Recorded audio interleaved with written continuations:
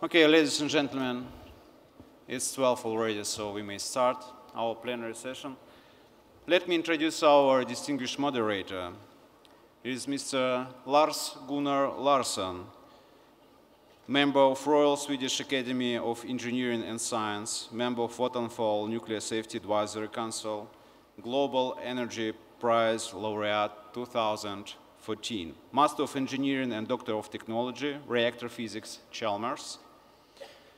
He was head of Office of Inspection and Deputy Director General Swedish Nuclear Power Inspectorate, head Energy and Environmental Policy Federation of Swedish Industry, head Department of Nuclear Safety, EBRD in London, responsible for Russia, Ukraine, Lithuania, and Bulgaria. So please welcome our moderator, Lars Gunnar Larsson.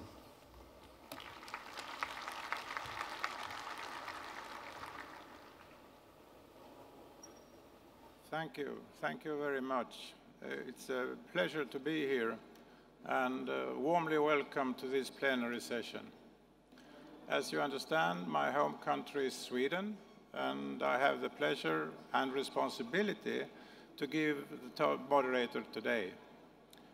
I started in nuclear industry in 1968. Without any kind of regret, I've stayed in that section since then.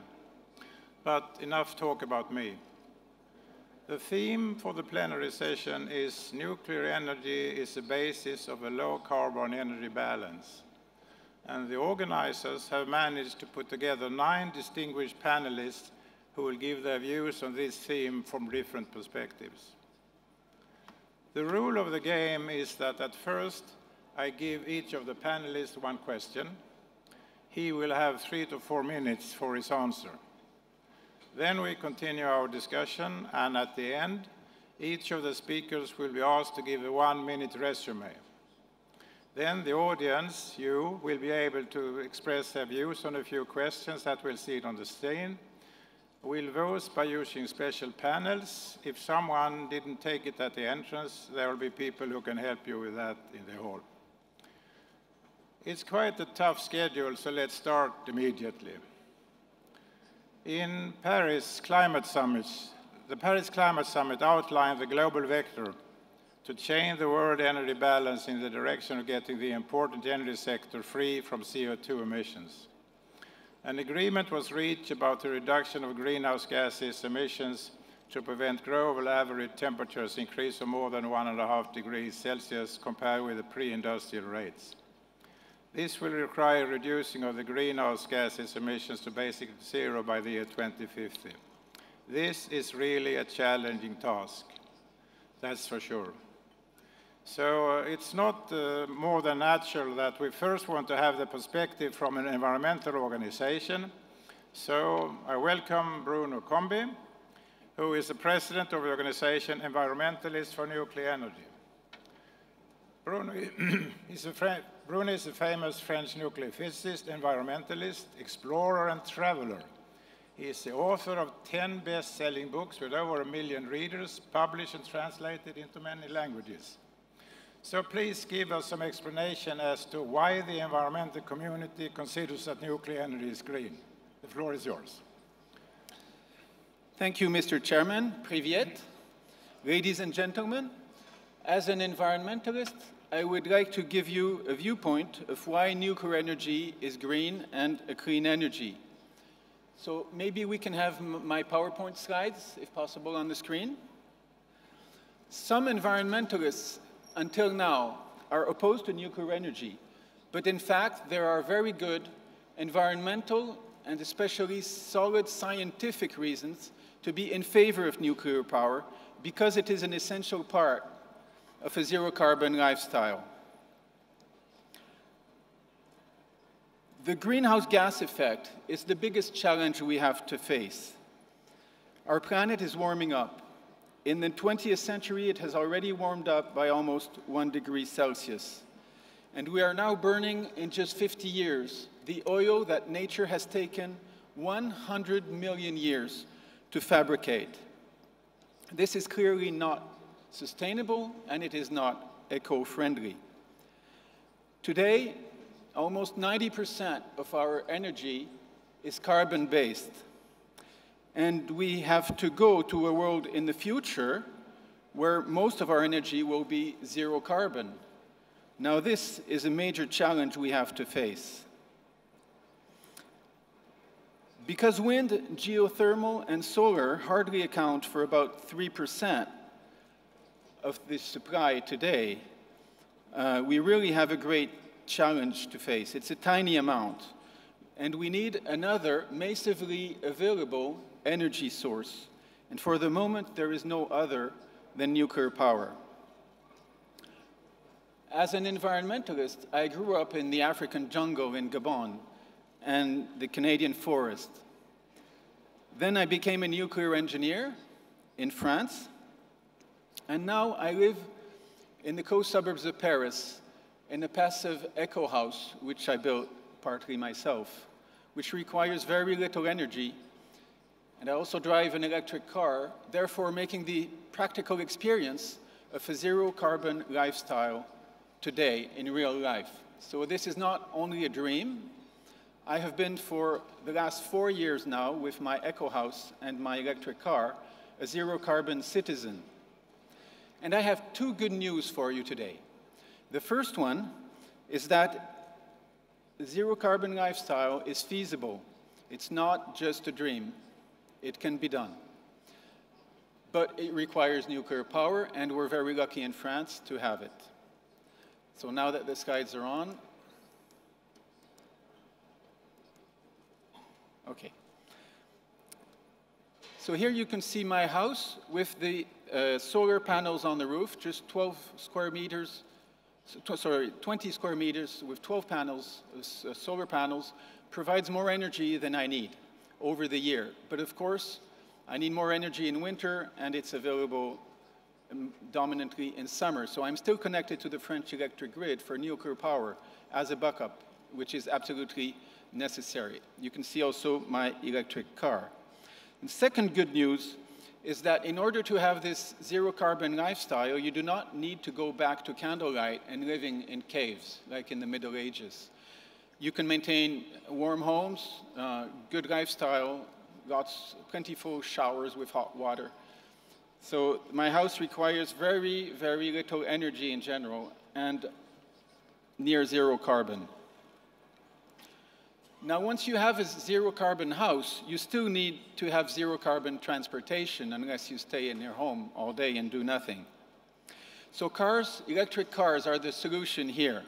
You can see the Renault Zoe on the top left, which is my electric car. It's very convenient, takes you everywhere with a 150-kilometer range. And if you buy a little more expensive car, like the Tesla Model S, you can go throughout Europe. And in only 2 years from now, we will have the cheaper electric cars, the Renault Zoe, with double the range. Can you wrap up a little bit? 3 or 4 minutes? Okay. Wind energy is dilute and intermittent. It can help, but it will not save the planet. Solar energy also helps, but only, of course, when the sun shines. It is also intermittent and needs another major backup. Today, only nuclear power is both abundant, cheap enough, available when it is needed in massive quantities to power our major factories, cities, and our industrial world. Nuclear waste is very little. What makes nuclear power so different is the factor 1 million. 1 gram of uranium, ladies and gentlemen, is as much energy as 1 ton of oil. 1 gram to 1 ton is a factor 1 million. Now that is a huge step forward to a zero-carbon world in the future. Most people are afraid of radiation, but in fact, radiation is everywhere in nature. We have radiation in the earth, telluric radiation. We have radiation in the sky. It's called cosmic radiation. The sun is radioactive. Even our own body is radioactive. So one of my favorite activities when I go on holiday is to travel to different countries and areas around the planet, which are called the hotspots. There are radioactive hotspots in nature, which are usually very famous for their benefits on health. Now that's rather something of a surprise. So here you can see me in Montana last summer. I'll go very fast. Now, France is a good example, but Christophe will tell you more about this, with 90% zero-carbon energy already. In the future, we will have even cleaner reactors with the fourth generation, and of course, Russia is a front runner in this domain. Just a few words about EFN, the Association of Environmentalists for Nuclear Energy, which I created in 1996. It now gathers over 12,000 members and supporters in 65 countries, and our mission is to inform the public, the journalists and the politicians, about the many benefits of nuclear power for our daily life and for the future. Here you can see my good friend James Lovelock, who is considered as the historical founder of environmental thinking, and another good friend, which is Patrick Moore. He was the co-founder of Greenpeace in 1971. In Vancouver. I will spending this year, I will spend the month of July with him, hiking and fishing in Vancouver Island in Canada with my 10-year-old son. At the end of this short presentation, I would just like to underline that we have only one planet, that it is very beautiful but very fragile, and that we should ensure a livable future for our children. We are very lucky that we have a solution which is called nuclear energy. So thank you very much for your attention. Here are our websites, and you are kindly visited and kindly invited next time you visit the Paris area to come and visit my Eco House. Spasiba, thank you very much, ladies and gentlemen.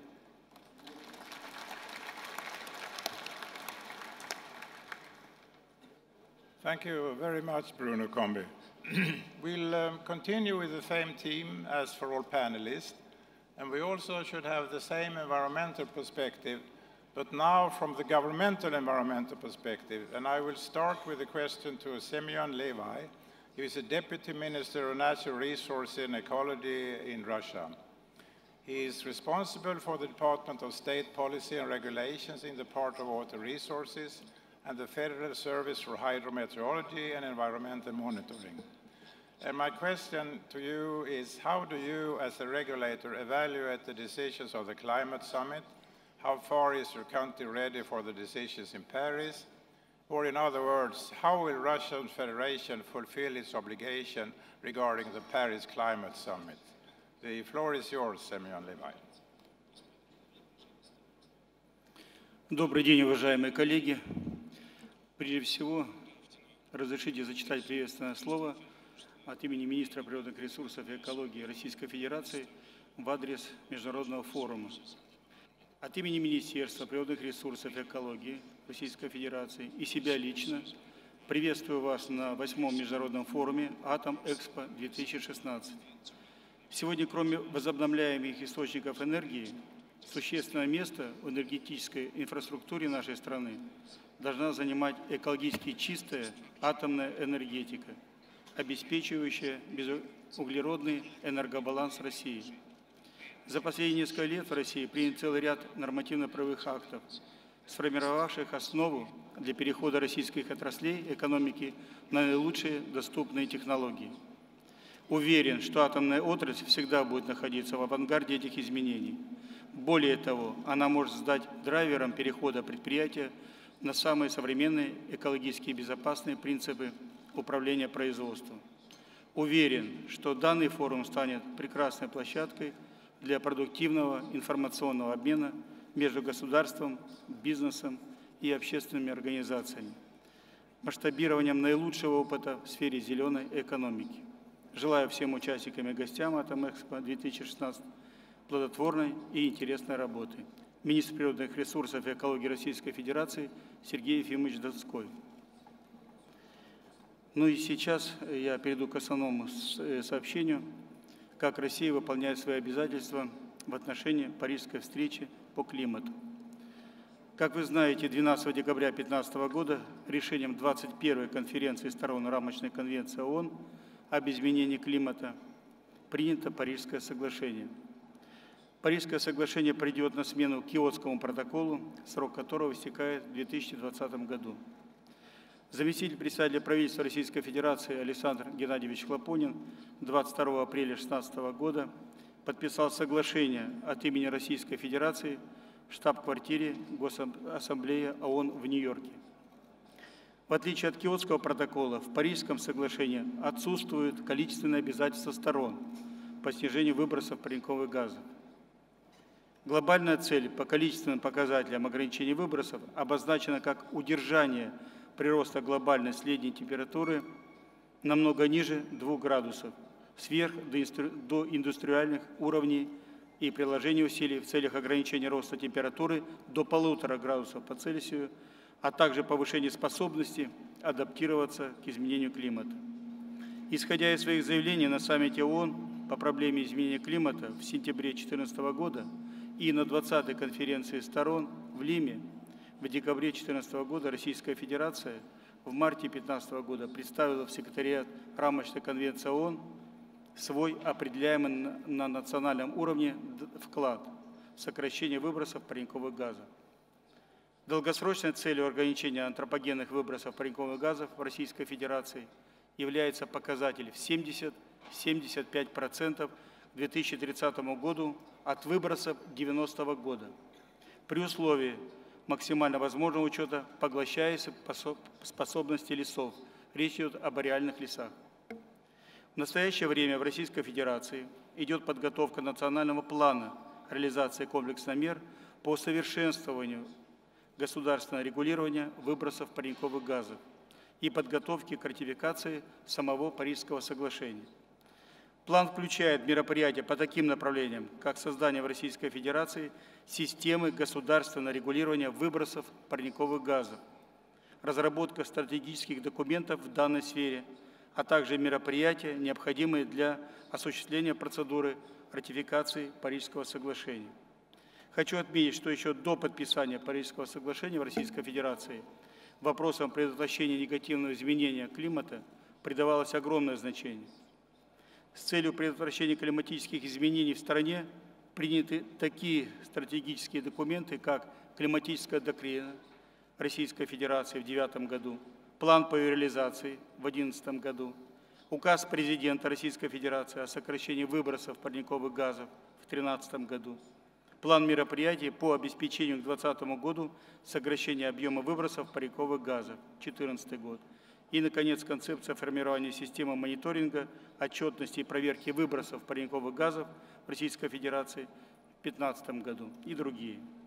Указанные нормативно-правовые акты и программы определяют долгосрочную стратегию безопасного и устойчивого организационно-хозяйственного, экономического и социального развития в условиях изменяющегося климата.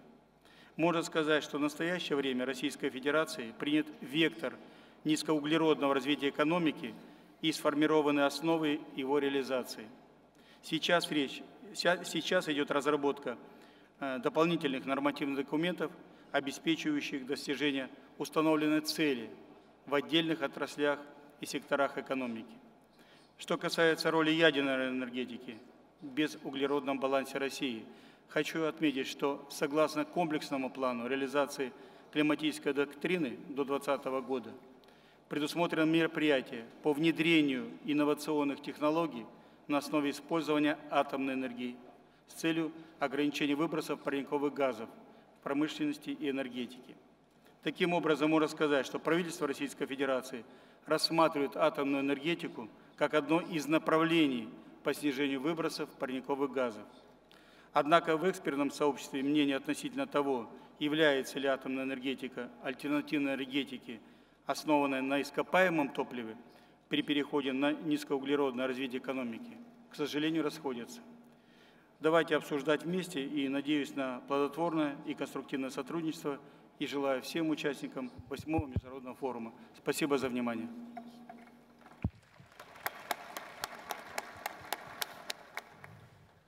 Thank you very, very much.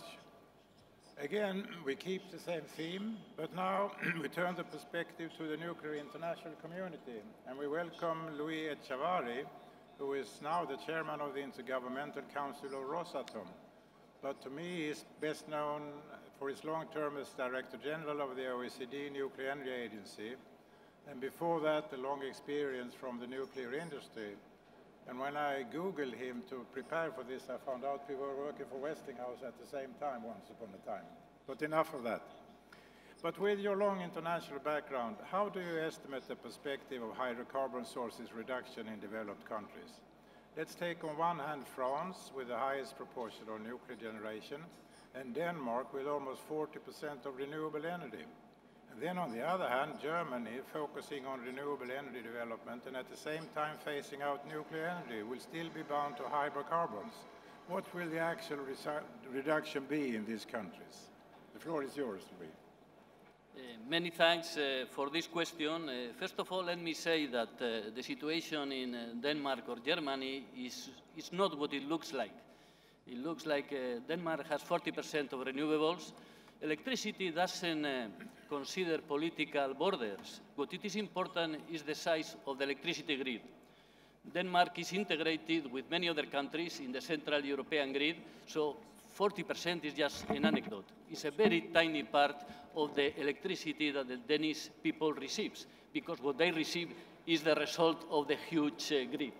In the case of Germany, also it's very interesting, the decision of phasing out nuclear, because they are going to build renewables. That's very nice, and everybody will be happy if that will be the case. The reality is that Germany is using more coal than ever, increasing the emissions of CO2. Well, but this, I would say, these are anecdotes. I think it's necessary to have a global view of what is happening, as Lars, you were asking me about the developed countries. The developed countries are seriously committed with reducing CO2 emissions. This is a fact. And I think everybody understands that the only solutions in the electricity sector is to increase nuclear and renewables. But nuclear and renewables are very different.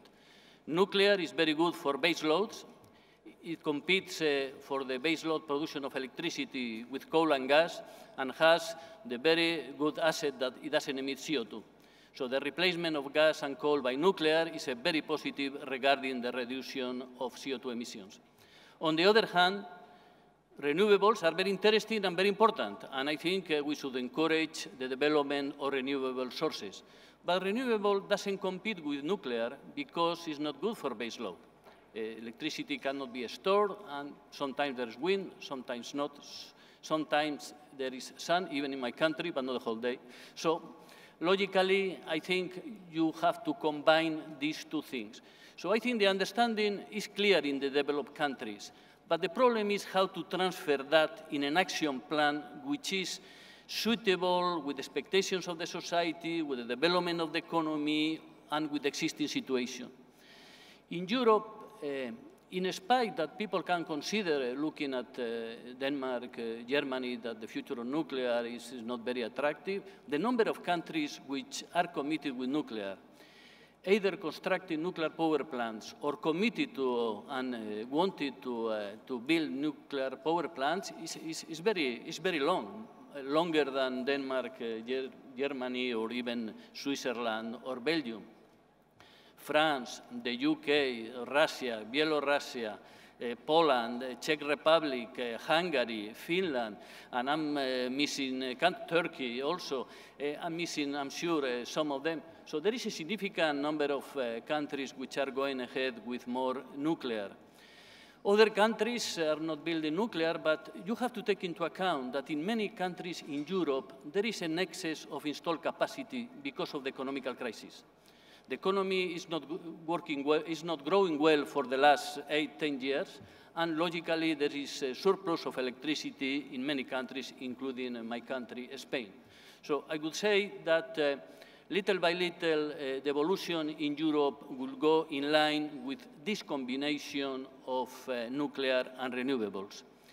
If you look to other areas of the world where there are developed countries, well, in America, especially United States, is very happy that they have discovered immense resources of gas and oil, and while the gas keeps the price very, very low, it will be very difficult to justify to have new investments on nuclear, although they are building 4 nuclear power plants. While they change coal by gas, they will be reducing emissions of CO2. So they have some time there to reduce emissions.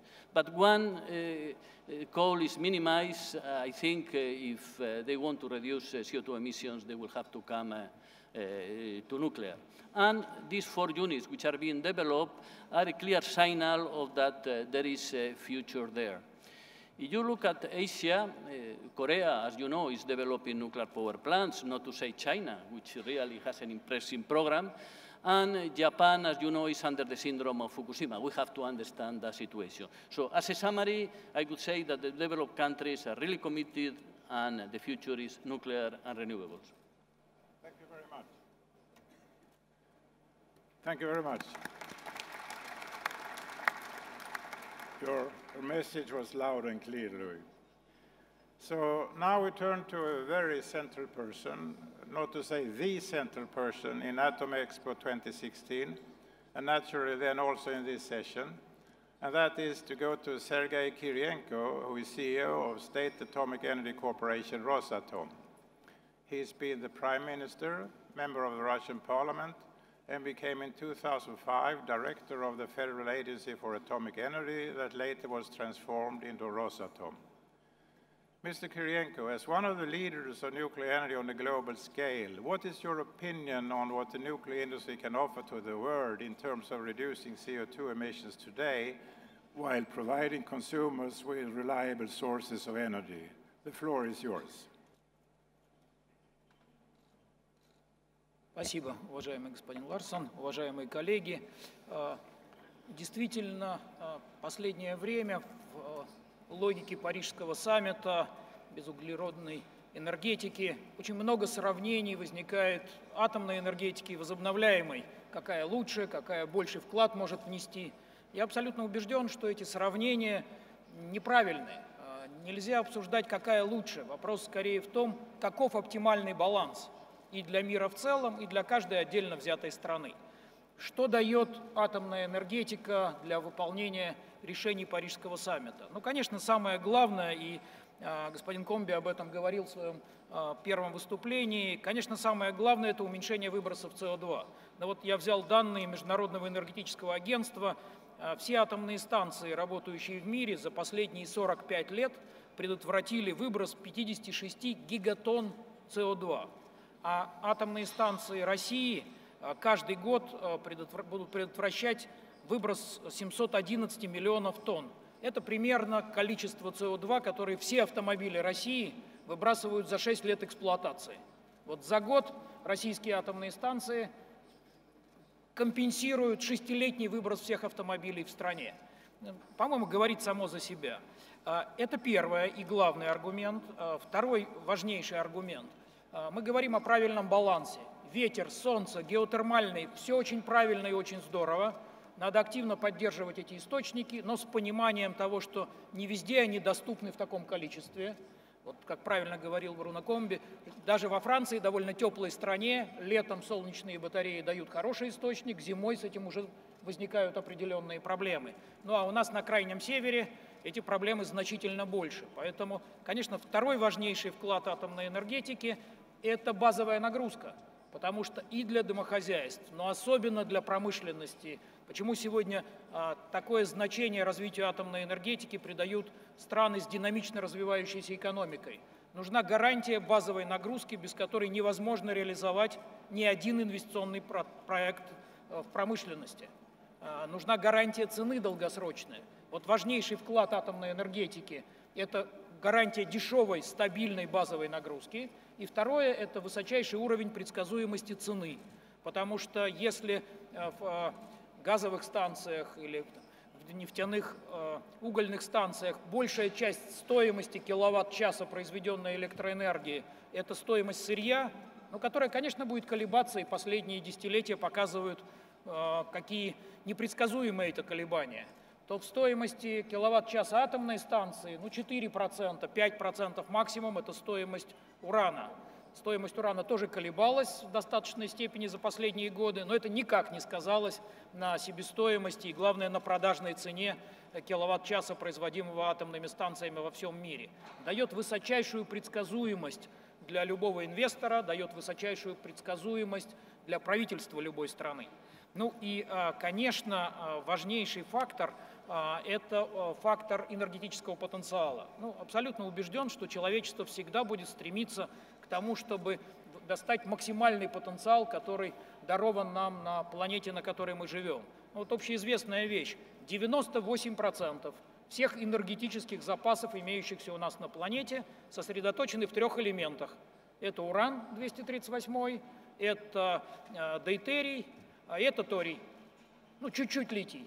Значит, 98%. На все остальное, на весь газ, на всю нефть, уголь, возобновляемые источники, на все это вместе 2%. Значит, ну и потенциал, то есть эти цифры уже тоже звучали. Понятно, что сжигание 1 килограмма урана дает там, почти в 88 тысяч раз большее количество электроэнергии, чем сжигание 1 килограмма угля, и при этом не дает никакого выброса СО2. Вот мне кажется, это основные аргументы. Другой вопрос, это, конечно, будет требовать и от атомной генерации соответствия. Мы должны говорить о малых и мобильных установках, которые обеспечат как раз такие территории, как Крайний Север. Мы должны говорить о большей маневренности атомных станций, которые не только базу, но и колебания потребления будут обеспечивать. И, конечно, мы говорим сегодня о развитии нового поколения в атомной энергетике, новое поколение технологий. 2 недели назад в России состоялся физический пуск 4-го блока, ну или 6-го в полном смысле Нововоронежской атомной станции. Это первый блок поколения 3+, реально введенный с полным соответствием постфукусимских требований, который был спроектирован и построен полностью по современным постфукусимским требованиям, обеспечивающий абсолютную безопасность. Ну а следующий шаг – это, конечно, совместная работа, которую мы ведем с нашими партнерами из многих стран. Это следующее поколение замыкания топливного цикла. Мы рассчитываем, что это быстрые реакторы. В прошлом году у нас введен в полную эксплуатацию БН-800, быстрый реактор, обеспечивающий полное использование 238-го изотопа урана. Ну и следующий проект «Прорыв», который сейчас реализовывается в Томской области, это уже полное замыкание топливного цикла. То есть не только СО2, но и отходов не будет давать атомная энергетика, что позволит нам всем вместе уже точно сказать, это самая зеленая энергетика. Мы уверены, что она должна вносить очень серьезный вклад в решение Парижского саммита и безуглеродную энергетику в мире. Спасибо. Thank you so much, Sergei Kirienko. Again, we'll keep our theme and topic, and we also keep the perspective of the industry. But we change to a representative from an industrial company that supplies components, systems, and services to the nuclear industry. And we welcome Harry Holt, who is the President Nuclear of Rolls-Royce. Harry has held different management positions in the company and was previously the company's Group Operations Strategy Director. So my question to you is, what are Rolls-Royce's plans, prospects, and vision for carbon-free technologies? The floor is yours, Harry. Lars, thank you very much. I think we've got some slides, if they can be put up on the screen, and you could pass me the controls. So I thought I would just start by talking briefly about Rolls-Royce, the power systems company, because I'm sure a number of people in the audience still believe that we make motor cars. In fact, we sold that bit of the business 30 years ago. We are, in fact, a power systems company. We produce better power for a changing world on the land, in the air, with our jet engines, and on the sea, divided into 5 different business units, of which nuclear is one. And very quickly, the other 4 are a civil aerospace business, making jet engines for large commercial aircraft and corporate jets, a defense aerospace business, where we are one of the leading suppliers of defense aero engines in all segments of defense market, supplying over 160 armed forces worldwide. A power systems business, producing high-speed and medium-speed diesel engines and complete propulsion and drivetrain solutions into a number of different markets, from land defense, marine, naval, construction, rail, oil and gas, and power generation. And then the other business being marine, where we're the leading provider of complete, complex, integrated propulsion and handling systems into the offshore merchant, and naval maritime markets, and we have our equipment on over 30,000 commercial vessels worldwide. The nuclear business, which is my great privilege to be leading at the moment, is split into two sides. First of all, a defense business, where for over 50 years we've been the technical authority and sole provider of nuclear steam raising plants to Britain's Royal Navy, and we provide support to those plants throughout the entirety of the product life cycle. And then a civil nuclear side of our business, where we have three principal offerings. First of all, services and projects, where we provide our reactor vendor and utility operator customers with integrated long-term solutions throughout the life cycle of nuclear power plants, from conceptual design phase work all the way through obsolescence management and plant life extension. Secondly, we're an independent global supplier of safety-critical instrumentation and control systems, which we've been doing for nigh on 50 years now, helping our customers to improve the safety, reliability, availability, and effectiveness of their plants. We're deeply and heavily referenced worldwide, with over 200 of our safety-critical I&C systems in operation today across 20 different countries, and we've built up over 3,000 reactor years of successful and safe operation of those systems. We are agnostic on the technology that we support. Our safety systems can go on all reactor technologies, and we can support our customers again throughout every phase of the life cycle, from new build through to modernization and retrofit, and of course ongoing long-term support to our systems while they're in service. We're doing a lot of work at the moment with Rosatom, both domestically and in their export market, helping the new build project in Hanekivi, and also the modernization and retrofit program in Loviisa with our colleagues from Fortum. We obviously heavily reference in France with EDF, where we have our systems on all 58 of France's reactors, and are undergoing a major modernization project across all 20 of their 1,300 megawatt fleet. And in China, helping with the new build of the CPR 1000 reactors. So, as I said, deeply and heavily referenced in our I&C business.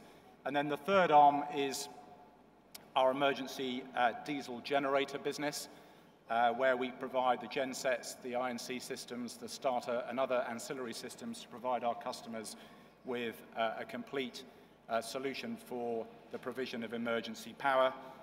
Again, 300 of our systems in operation worldwide in 15 different countries, predominantly helping our customers both in their domestic and their export markets.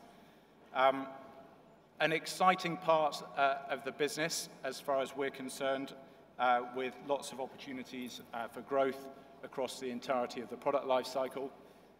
We believe that we can act as an independent supplier to the industry, helping our reactor vendor and utility customers both in their domestic and their export markets. We have an ambition to play a leading role in the emerging UK small modular reactor market. And thirdly, perhaps most interestingly, we can see a very significant opportunity for the industry in the field of data analytics, digitalization, big data, call it what you will. We certainly don't believe that this industry is going to be exempt from the substantial changes that digitalization is bringing about in other sectors. And we have decades of experience as a group at harnessing data and the power of advanced analytics to provide services for our customers in other markets. For example, engine health monitoring and aircraft health monitoring and fuel efficiency services that we provide into the aerospace market. And we believe very firmly that we can leverage that experience, those skills, and that analytical expertise to provide similar services into this sector in order to help our utility customers make the operation of their plants even more competitive and effective. Thank you very much. Thank you, Harry. We are now coming to a sector that I'm very proud and happy that we could talk about. That is the business and technology development world. And we are very glad to welcome Viktor Vekselberg, who is president of Renova Group and Skolkovo Innovation Center. Viktor Vekselberg is a well-known Russian businessman and a big investor in oil, coal, and solar energy. He is the owner and president of Renova Group, a large Russian conglomerate close to Kremlin, overseeing the Skolkovo project aimed to help and modernize the Russian economy through a vast number of high-tech startups.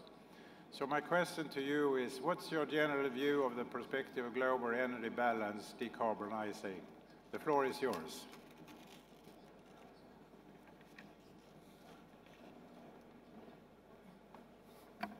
Спасибо большое. Я хотел бы поддержать акцент, который был сделан Сергеем Кириенко, о том, что ни в коей мере не надо сегодня заниматься вопросами противопоставления тех или иных источников энергии, а надо научиться структурировать рациональные энергетические балансы на тех или иных рынках.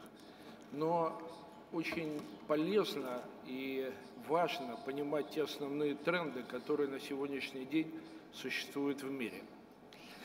И я бы хотел привести вам несколько цифр для того, чтобы вам было проще ориентироваться по тому, как развивается сегодня мировая энергетика с точки зрения доли в ней возобновляемых источников энергии.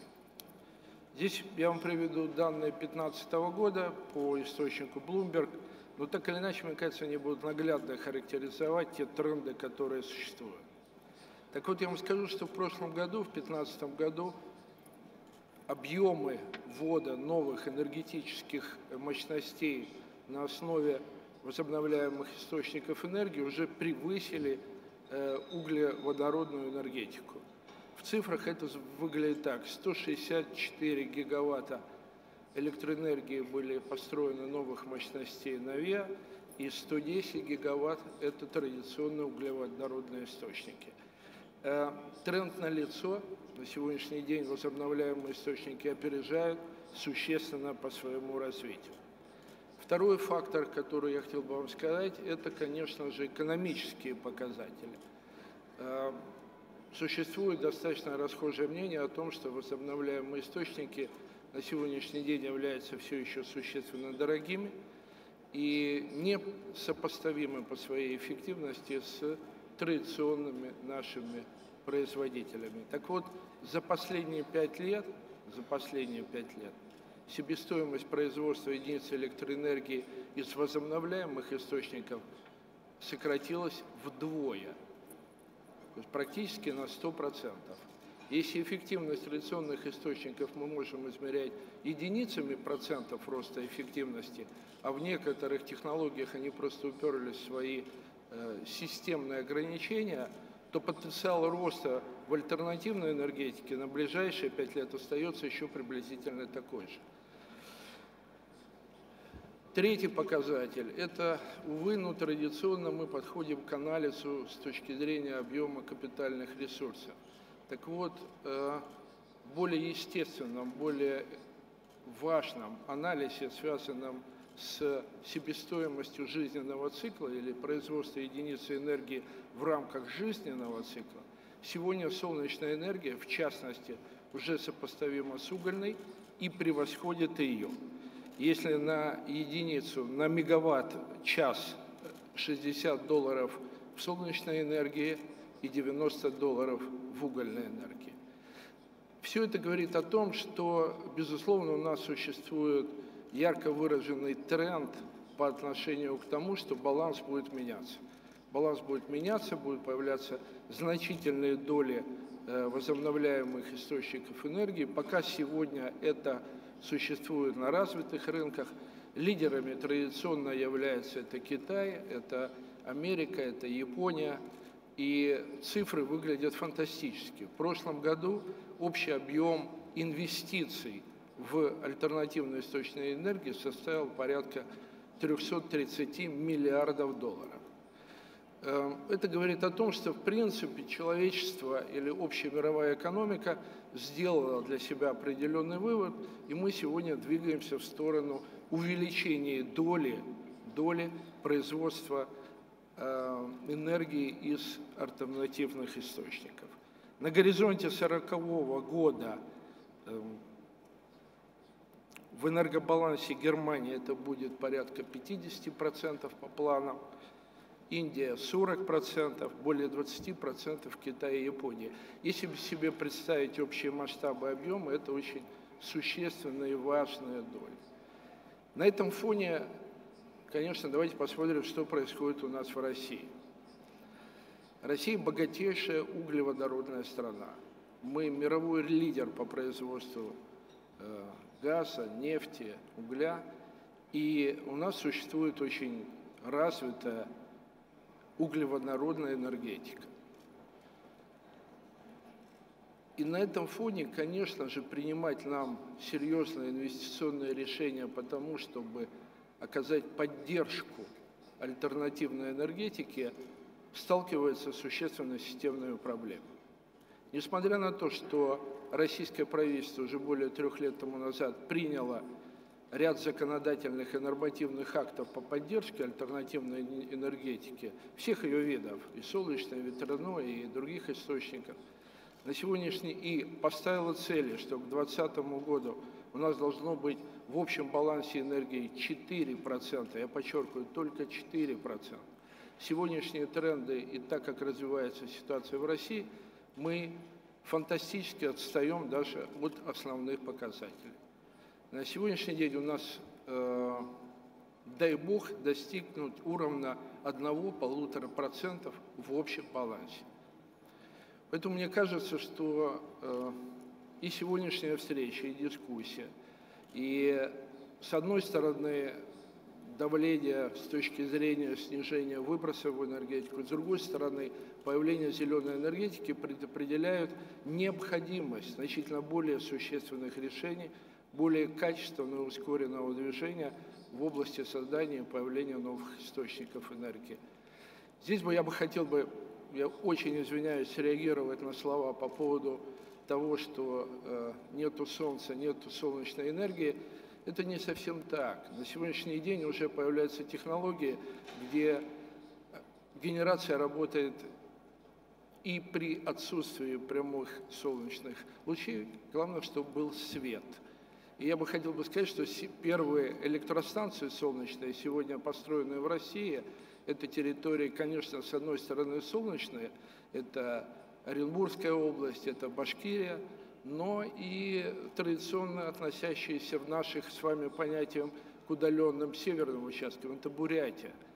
И это открывает новые ниши для альтернативной энергии, в частности солнечной. Это обособленные территории, которые сегодня снабжаются за счет такого понятия, как северный завоз, которые даются очень дорого, и солнечная энергия уже сегодня может вполне реально конкурировать с традиционными источниками. Поэтому я бы хотел выразить уверенность в том, что тот потенциал, которым обладает Россия по созданию полноценной, интегрированной, альтернативной энергетики, будет реализован в ближайшее время. Я хотел бы привести пример. Вы знаете, например, что очень популярная и высокопотенциальная технология в Солнце, так называемая тонкопленочная, была в свое время придумана советскими учеными. В 70-е годы инженера в Академии наук, проведя исследования, разместив в открытой печати результаты своих исследований, а потом благополучно забыв о том, что было бы неплохо защитить это патентом, отдали эту инициативу нашим международным коллегам. Через 20 лет появилась новая отрасль, новая индустрия, а мы с вами опять на сегодняшний день должны догонять эту тему. И здесь я хотел бы, конечно, плавно перейти к вопросу об инновациях и о тех усилиях и том потенциале, который лежит в области реализации огромного интеллектуального потенциала нашей российской науки. Атомная отрасль, я бы сказал бы так, именно атомная, не только атомная энергетика, это чрезвычайно высокотехнологическая индустрия, которая сочетает в себя самые современные передовые технологии в самых разнообразных отраслях деятельности. Это и энергомашиностроение, это появление новых материалов, это и лазерная техника, это и робототехника. И мне бы очень хотелось верить в то, чтобы один из системообразующих элементов нашей российской экономики, атомная отрасль, была тем самым локомотивом, который бы способствовал развитию инноваций, который бы способствовал появлению новых знаний в нашей стране. И мне бы очень хотелось, чтобы формат нашего партнерства, который существует между фондом Сколково и корпорацией Росатом, как раз давал возможность нашим молодым предпринимателям, нашим молодым ученым, исследователям находить возможности реализовывать у себя, здесь, внутри нашей страны, тот огромный потенциал и тот огромный спрос, который таит в себе атомная энергетика. Но на сегодняшний день мы имеем очень развитые партнерские отношения практически со всеми корпорациями мира, и еще раз повторю, в самых разнообразных отраслях, и до сих пор качественно недоиспользуем тот потенциал, который содержится в Росатоме.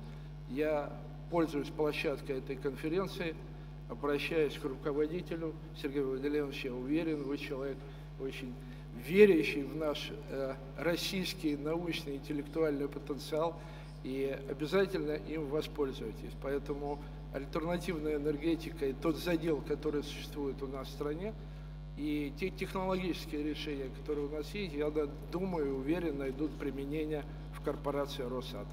Спасибо большое. Yes. Thank you so much, Mr. Wexelberg. So we now go to a European country that has decided to build new nuclear power. We go to Hungary and we welcome Attila Asudi, who is a Special Commissioner for Nuclear in Hungarian Prime Minister's office.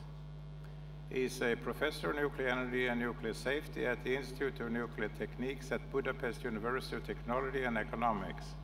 He's been the director of this university for 10 years, and now he's responsible for the maintenance of the capacity of the PAX nuclear power plant as governmental commissioner since 2014, when the Hungarian Prime Minister appointed him to this position. Today, Attila, the Hungarian NPP PAX provides 40% of your country's need, and you are now building new nuclear power plants. What's the reason why you decided to build nuclear power plants? Was it environment, preservation of jobs, high-tech engineering, or was it all of them together? Please give us some guidance. Welcome. Mr. Chairman, ladies and gentlemen, thank you very much.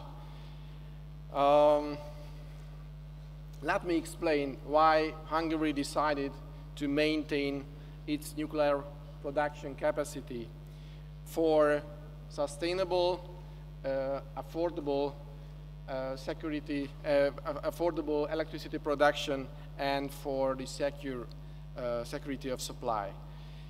Before going into details, I would like to remind you that after 30 years of Chernobyl accident and 5 years after the Fukushima accident, we have to remember the severe lesson what we learned from those accidents.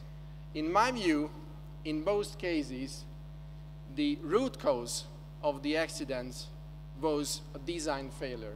In Chernobyl, the positive void coefficient. In Fukushima, the wrong selection of the design basis was the root cause.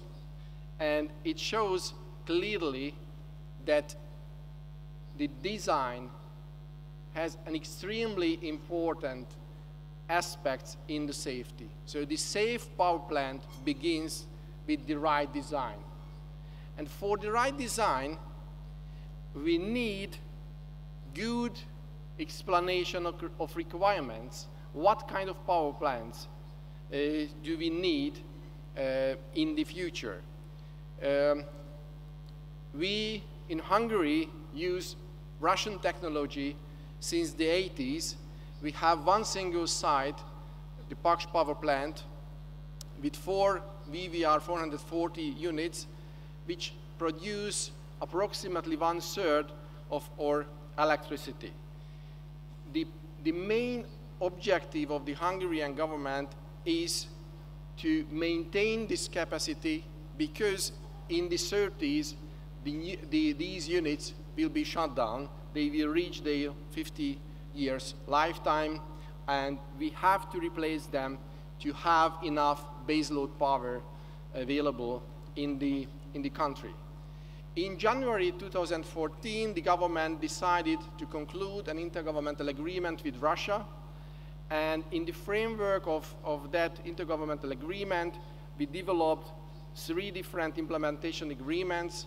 One of those agreements is the EPC contract for the construction of 2 new VVR 1,200 units on the site. In the framework of this EPC contract, we precisely defined what kind of power plant do we assume from the Russian supplier. And this is the very comprehensive, detailed list of requirements explaining all the safety and technical details based on the Hungarian Nuclear Safety Code, based on the European utility requirements, and based on different international documents. In these requirements, we already investigated and considered the lessons learned from the past accident, especially the Fukushima accident.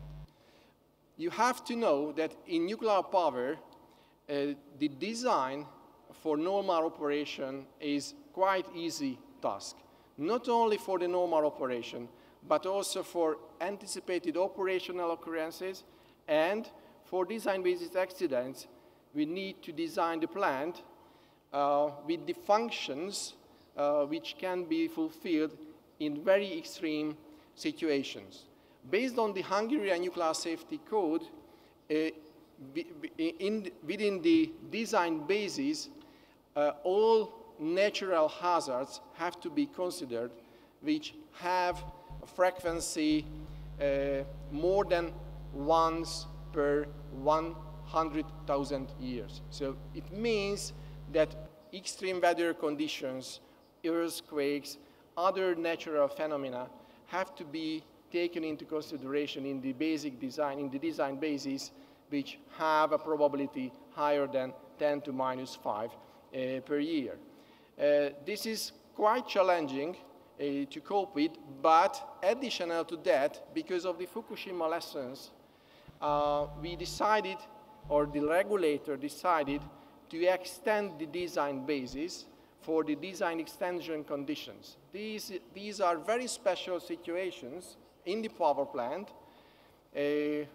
which are caused by complicated, complex sequences or events, and based on the Hungarian Nuclear Safety Code, the new units constructed by Rosatom have to cope with those complex events.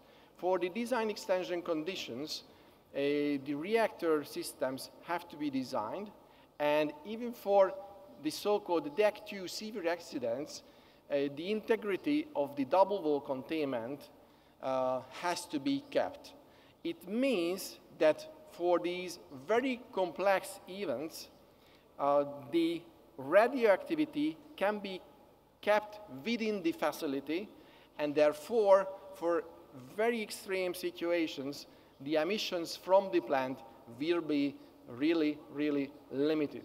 So with the passive containment heating and with other severe accident management tools, the plant will be able to keep all radioactivity within the containment, even in a case when the whole core is melted and huge amount of hydrogen has been produced.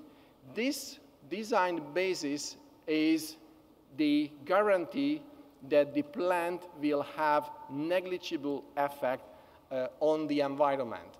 And this has also effect on the licensing. We already started the environmental licensing of that plant, and because of that design basis, we can ensure that during severe accidents, during Fukushima-like accidents, the emission will be so limited from the plant that no urgent or late evacuation will be needed outside the 800 meters circle of the plant. So in fact, the effects of a severe accident will remain on the site, and this is very different from the Chernobyl or from the Fukushima accidents. When we started the environmental licensing, end of 2014, we decided to visit all the settlements and cities and villages around the plant. Myself and together with my team, I visited 41 settlements, informed the citizens directly on the possible environmental effects of the construction and the future operation of those two units. We met more than 3,000 people, and it was extremely interesting that the questions were not related to the safety, but they asked for workplaces, they asked for future cooperation between the plant and the region, but the safety of the plant was not questioned. I think the selection of this kind of design basis was a guarantee to have a very effective environmental licensing and have a very effective consultation with the public. We extended that process to other countries as well, in line with the ESPO convention. We invited 30 countries to the licensing process. 11 countries asked for real discussion, and we went to those countries, had public hearings and expert consultations, and we were able to answer all those questions. I think the design philosophy of VVR 1200, with the active and passive safety systems, with the double wall containment, which is designed for heavy airplane crash, is a guarantee that the plant will have negligible effect on the environment. Additional to that, I have to mention that we have a lot of experience with the Russian technology. We are operating VVR units since 30 years, so we have collected more than 120 years operational experience, and we can use this experience in the future with the new units. So what we are doing is maintaining the capacity of nuclear production in Hungary, which is in line with the European energy policy. If you read the pink report, which has been issued by the Commission a few weeks ago, you will see the same objective, maintaining the nuclear capacity in Europe.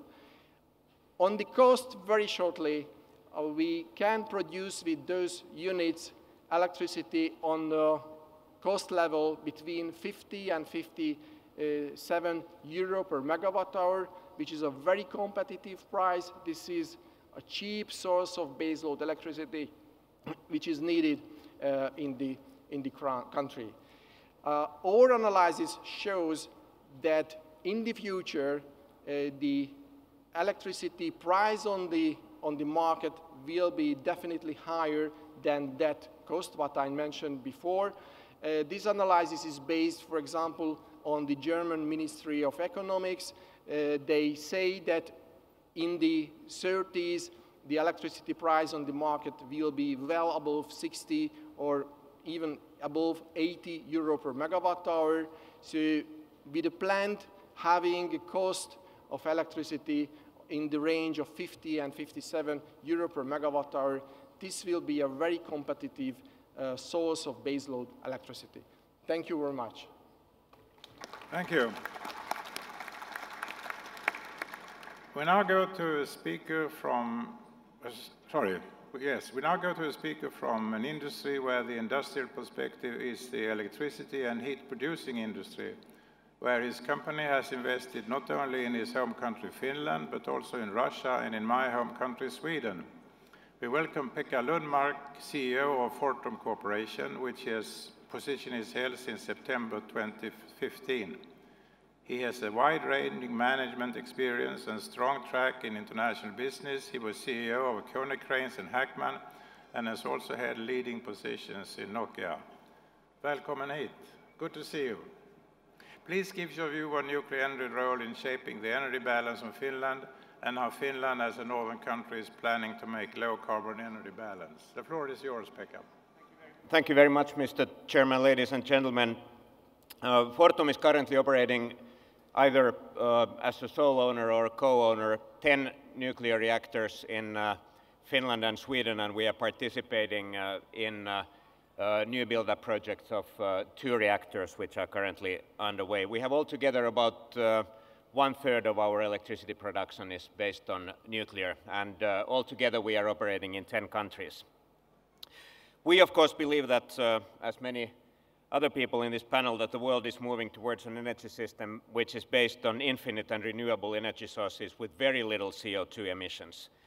This is a tough call since still today about 80% of world's primary energy is based on fossil fuels. So it's easy to say that we go all the way to CO2 free. It will take time, but the journey has definitely started.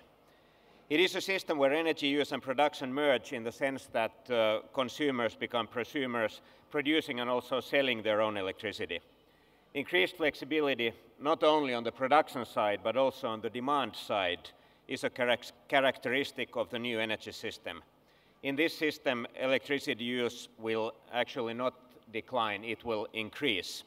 As traffic becomes electric, industry processes are increasingly automated and homes are more and more filled up with more appliances. But before we can harness all the electricity and heat we need in the modern society from the sun, wind, waves and biomass, CO2-free nuclear power will indeed have a very important role to play. It is particularly important in replacing high-emitting and inefficient coal-fired plants in baseload production and for providing predictability to the energy system as more and more intermittent renewables enter the system. Unlike some other European countries, Finland is not planning on phasing out nuclear power or indirectly forcing operators to early closures with unreasonably heavy taxes and fees. We are also fortunate in the sense that we have constantly developed and improved the safety of our power plants, so we do not face the extensive modernization projects required elsewhere in Europe in the aftermath of the Fukushima accident. We are particularly proud of the fact that the 4 reactors that we are operating in Finland have constantly been rating on top of the scale internationally, both when it comes to load factors and their safety record. Furthermore, as a first in the world, Finland has granted a construction license for a final disposal facility of spent nuclear fuel to Posiva, an expert organization jointly owned by Fortum and TVO. Currently, nuclear power accounts for just over a quarter of the electricity consumption in Finland. In the next decade, this share will actually grow as the new units in Olkiluoto and Hanhikivi are taken into use. At the same time, our own units in Loviisa are closing in on their lifetime in the late 2020s. They now account for approximately 10% of the Finnish electricity use, and we have not yet made a decision whether we will apply for a permit for their replacement. Ladies and gentlemen, as said, I believe that nuclear power is an important transition phase baseload provider as society moves towards a completely CO2-free energy system around the year 2050. But what would it take for nuclear power to have a role in the Nordics also after that? First and foremost, of course, nuclear power has to be safe. The importance of an operating model and culture based on continuous improvements cannot be overemphasized. It is the single most important prerequisite for a license to operate. Secondly, nuclear power has to be more affordable. As the safety standards have become more stringent, the complexity of the power plant design has increased. And this, as we all know, has resulted in significant costs and schedule overruns in new build projects in several countries. Right now, it looks like nuclear, unless this changes, soon cannot compete with the shrinking technology cost of renewables. Thirdly, nuclear should participate in the power market with the same terms as other CO2 production forms.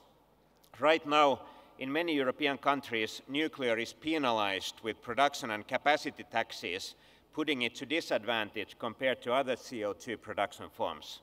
On the other hand, proposed capacity support mechanisms to nuclear in some countries threaten the competitiveness of other energy-efficient production.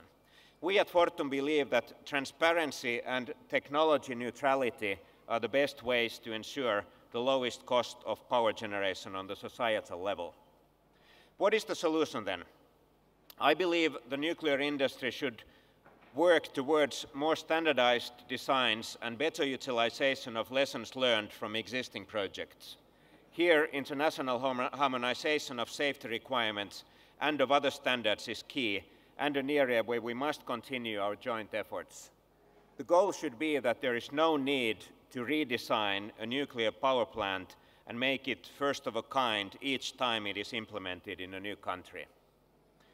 We could also strive for more simple designs.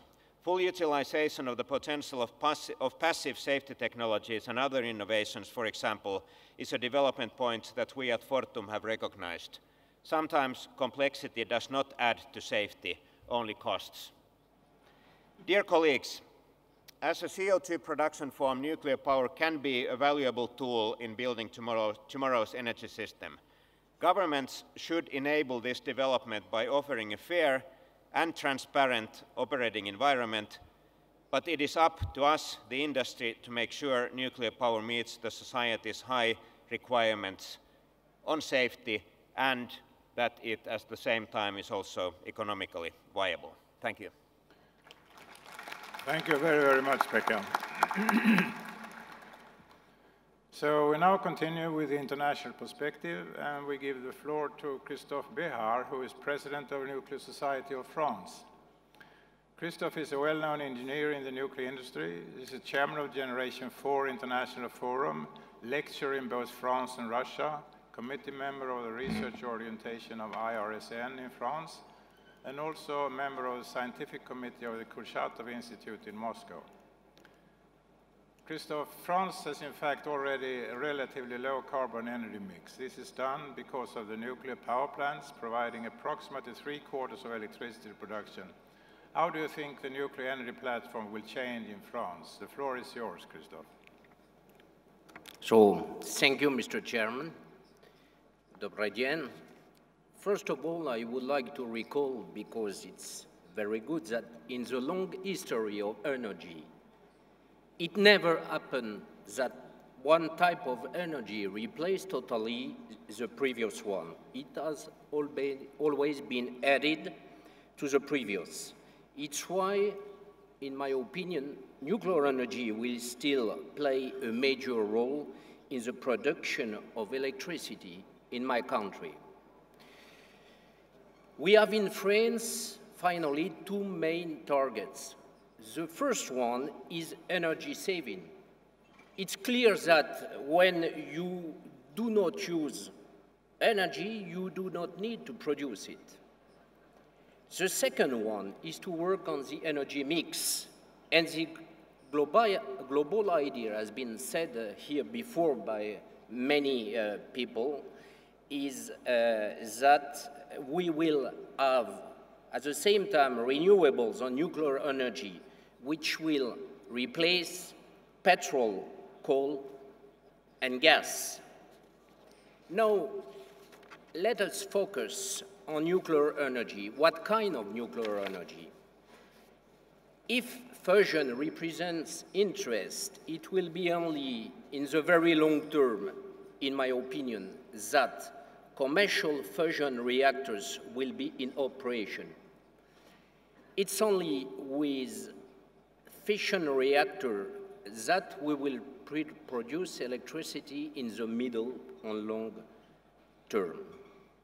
At first, it is necessary to use closed fuel cycle even with light water reactors.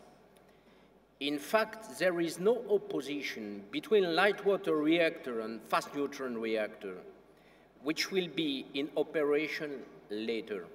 Light water reactor, along with closed fuel cycle, is preparing the birth of fast neutron reactor fleet through the production of spent plutonium in MOX fuels. Why fast neutron reactor? You probably know it for three main reasons.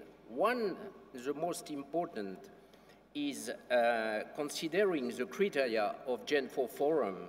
Clearly, only those reactors are able to allow the sustainability of nuclear energy. What are they able to do, those fast neutron reactors? First of all, they are able to burn every type of plutonium, which cannot be done in light water reactor. Second, they save the resources of natural uranium because they are much more efficient to use the isotope 238 of uranium. With those reactors, the uranium resources become very high, more than coal, petrol, and gas. For example, in France, by using only depleted uranium located near our enrichment plant and plutonium included in spent light water reactors, MOX fuel, it would be possible to produce energy for more than 3,000 years. Last point, those fast neutron reactors are able to burn minor actinides, helping strongly in that way to high radioactivity nuclear waste management and public acceptance, because burning minor actinides decreases strongly the potential radiotoxicity of high-level nuclear wastes, bringing it to the potential radiotoxicity of a uranium mine only after 300 years of decay. That's why France has decided to develop fast neutron reactors cooled with sodium, with ASTRID, which stands for Advanced Sodium Technological Reactor for Industrial Demonstration, for the middle term, and to study fast neutron reactors cooled with gas for the long term.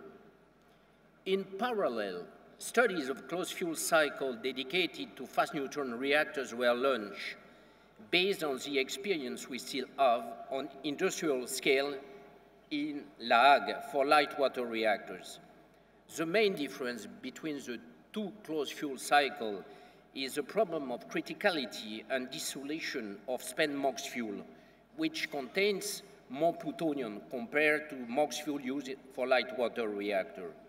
In addition, we decided to develop specific advanced technologies to decrease CapEx and OpEx of a future reprocessing plant. Development of reactors, as you know, requires many efforts, and it is of interest to share this effort. This is what is done with the ASTRID project and with Russian-French fast reactor joint studies. About the planning of development of fast neutron reactor, I would like to add something. Some people may say, and I hear it sometimes in France, probably it happens in other countries. So they say, but why do we develop those fast neutron reactors now? We have time, because in this century, light water reactors will still have the major role to produce electricity. This last part of the sentence is true, but not the first part. We cannot forget that fast neutron reactors with dedicated closed fuel cycle have to be designed, built, and tested in operation first. And after, they need to demonstrate, together with dedicated fuel cycle, that multi-recycling of plutonium is possible, as well as burning of minor actinides, this on industrial scale. This is why, of course, we have to, and we need, and we did it, to start studies 10 years ago. Now, in France, we are pursuing those studies. Thank you for your attention. Thank you very much, Bruno. As a moderator, I think I failed to try to make this first part done in a fast way. So what I will do is I will go through a lot of questions here to the panelists, but you're only allowed to answer in 1 minute. That's the maximum. So the questions should be short and the answers should be short. Is that okay with all of you? Very good. So I start with a question to Semyon Levi. How much impact did nuclear power actually have in the overall discussions in Paris?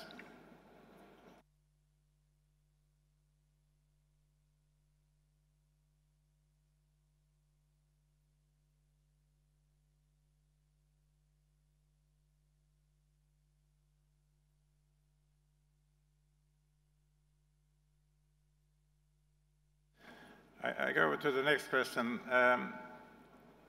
It's actually to Victor Wechselberg. How do you value competition between various types of renewable energy? Short answer, please.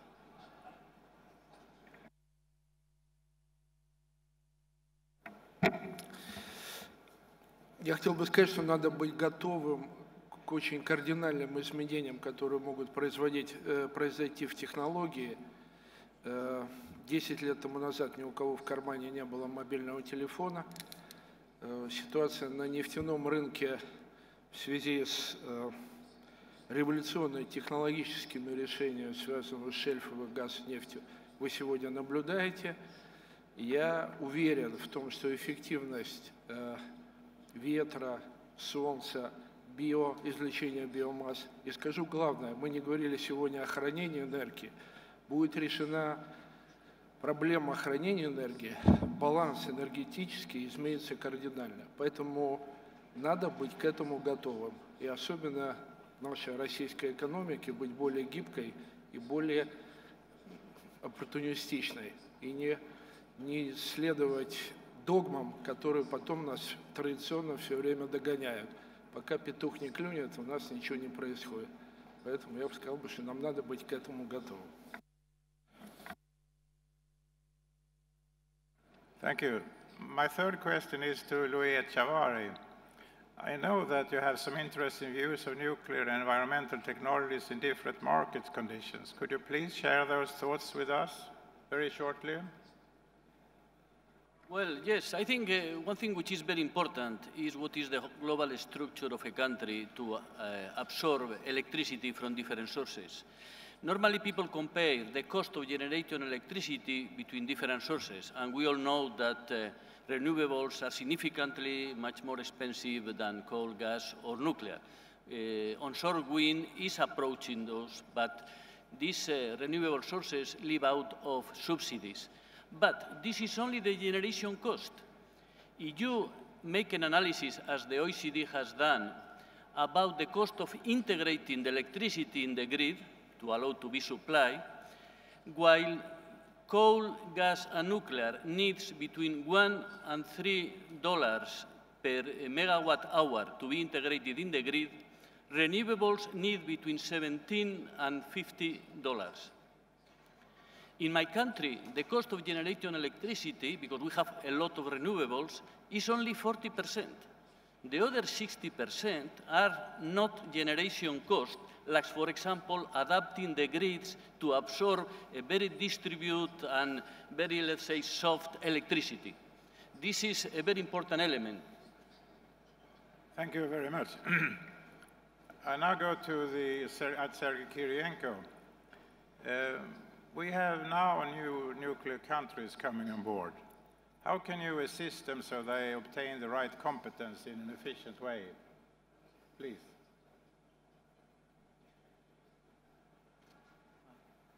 Спасибо. Мне кажется, что очень правильно сказал господин Лундмарк в своем выступлении, что не надо каждой из новых стран проходить весь путь сначала. Это неправильно, и самое главное, это не даст гарантии вот той самой транспарентности, единым нормам и правилам.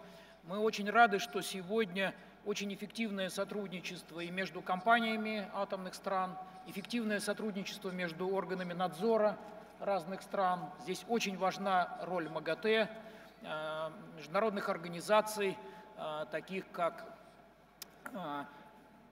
Атомное сообщество поставщиков топлива, таких как Всемирная ассоциация операторов атомных станций. Мы убеждены, что должны действовать абсолютно одинаковые требования по безопасности, по надежности во всех странах, и это накладывает особую ответственность на страны, обладающие всей полнотой технологий в атомной энергетике. Это ответственность не только в том, чтобы развивать у себя. Понятно, здесь присутствует действительно у Финляндии уникальный опыт, у Франции уникальный опыт, у России уникальный опыт. Наша ответственность не только в том, чтобы самим пользоваться благами атомной энергетики, но в том, чтобы дать такую возможность всем нашим партнерам во всех странах. И задача не только в том, чтобы поставить саму атомную станцию, но и помочь совершенствовать законодательство, провести обучение людей, помочь становлению национальных органов надзора, гарантировать поставки топлива на весь жизненный цикл, гарантировать сервисы, услуги по выводу из эксплуатации, помочь с взаимодействием с общественным мнением и с экологической экспертизой, как вот господин Асоди правильно говорил на примере только что прошедшего согласования в Евросоюзе, на примере АЭС ПАКШ. Мне кажется, вот такая задача гарантирует возможность любой стране в мире доступа к благам мирного использования атомной энергетики. Спасибо. Thank you very much, Mr. Kirienko. I have the same question to Louis Chavarri. With your perspective, how do you see the need and practical possibility of harmonized nuclear regulations in the world? Well, this is a very important question because our societies expect to have the same safety criteria all around the world. This is a fundamental issue. And I have to say that the countries which have technology, nuclear technology, or are trying to develop nuclear power are joining forces through the Nuclear Energy Agency of the OECD, have developed a program of regulators which are sitting together already for 7 or 8 years in order to have the same safety criteria for each technology which is in the marketplace. And I think that this process is already giving fruits, and the same reactors like the EPR or the BBRs or the AP1000 are now having the regulators which are dealing and making the safety analysis working together in order to have the same criteria. So I think this is a very positive development. Yes, thank you very much. My next question goes to Christoph Behar. When do you think that Generation 4 nuclear technology will be commercially available? As I said during my talk, we need to build new prototypes of fast neutron reactor cooled with sodium. As you probably know, we had Gen 2 reactor or fast neutron reactor cooled with sodium in France, but we are working on fast neutron reactor of Gen 4. That is, we are more specially working on safety of those types of reactor. So the main idea is to have one of the reactor, I mean prototype one, in operation around 2040. To get all the feedback, the experience of those fast neutron reactor, to design and construct an industrial one before the end of the century. So the main idea for us is to go step by step. First of all, to build before the end of this century 3 reactors of that type of 1,000 electrical megawatt. This is to stop the increase of plutonium stockpile in MOX fuel, and then to see what will be the cost of natural uranium, and to increase, if necessary, the fleet of fast neutron reactor inside the fleet of light water reactor in France. So what I know is before the end of this century, a few, more than 3. After we will see economical reason will drive us. Thank you. Thank you. I have the same question to Sergei Kirienko again. How do you see introduction of Generation 4 nuclear technology from your perspective? I'm sorry, I didn't get the first part of your question. I didn't hear. It's a Sergei Kirienko. So how do you see the introduction of General IV nuclear technology? Спасибо. Ну, в целом я согласен с тем, о чем говорил Кристоф. Действительно, принципиальное условие в атомной энергетике на рынке предлагать только то, что имеет референтность. То есть то, что ты построил у себя и гарантируешь безопасную эксплуатацию. Поэтому, на наш взгляд, четвертое поколение начинает появляться сегодня. То есть мы сейчас с ним работаем, но это пока не коммерческий продукт. На мой взгляд, шаг в этом направлении – это запущенный в промышленную эксплуатацию реактор БН-800, вот тот самый натриевый, быстрый реактор с натриевым теплоносителем, который в прошлом году у нас вступил в промышленную эксплуатацию на Белоярской атомной станции. В Северске, в Томской области, идет сооружение реактора со свинцовым теплоносителем. Это также, на наш взгляд, это две развилки. Мы уверены, что четвертое поколение – это быстрые реакторы. Вопрос, какой теплоноситель, но самый главный вопрос, и здесь я с Кристофом бы полностью согласился, гораздо более важный вопрос – это топливный цикл.